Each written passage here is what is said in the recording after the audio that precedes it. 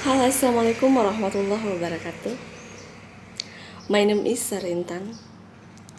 I'm from Insenana, Parasangan. But now I live in boarding house dormitory in Lampang, Majene. I'm student of University Sulawesi Barat, the semester 3. Well, guys, now I want to explain about history of English.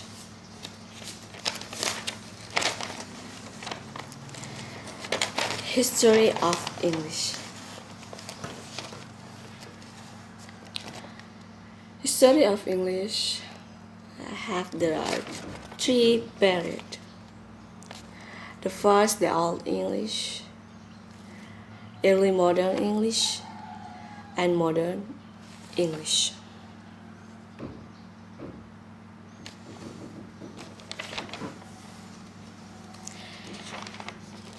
English is a West Germanic language that originated from Anglo-Frisian dialects brought to Britain in the mid-5th to 7th centuries.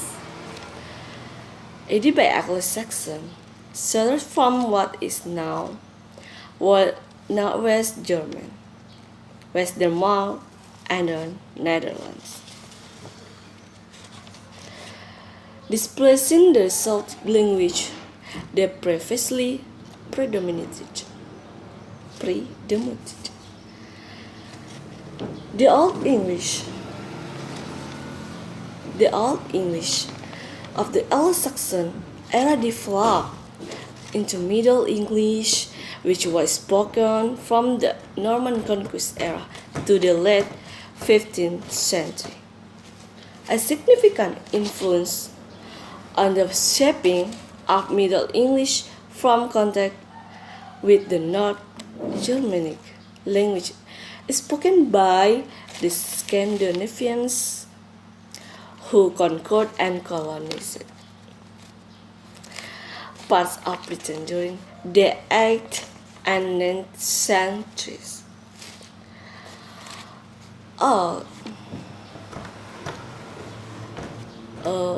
This contact led to much lexical borrowing and grammatical simplification.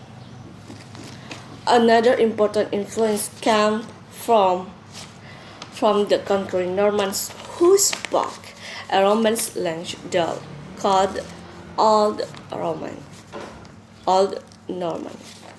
and French loanwords entered the language in this period, especially in vocabulary related to the church, the system, and government.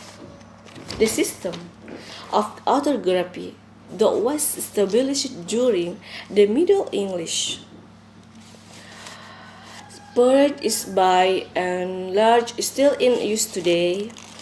Later changes in pronunciation, however, combined with the adoption of foreign spellings, mean that the spelling of modern English words pairs highly irregular. The second part, early modern English. Early modern English, the language used by Shakespeare, is dated from around 1500. It incorporated many Renaissance era loans from Latin and ancient Greek, as well as borrowing from other European languages, including French, German, and Dutch. Significant pronunciation changes in this period include the ongoing great vowel shift, which affected the quality of most long vowels. The third, modern English. Modern English proper, similar in most respects to the spoken today, was in place by the late 17th century. The English language came to be exported to other parts of the world through British colonization. British colonization, and is now the dominant language in Britain and Ireland, the United States and Canada, Australia, New Zealand, and many small farms colonies, as well as being widely spoken in India. Parts of Africa and elsewhere, partially due to United States influence. English gradually took on a state of a global link French in the second half of the 20th century. 20th century. This is especially true in Europe, where English has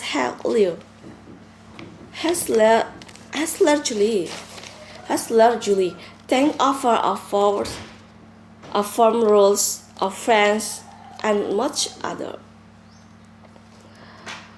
Latin as a common language used to conduct business and diplomacy, share scientific and technological information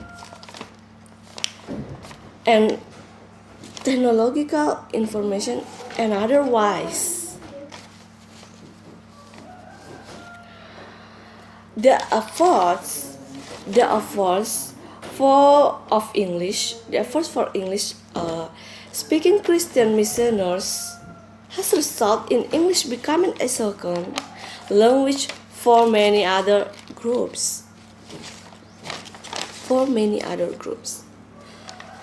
Old English consisted of others diverse a group dialects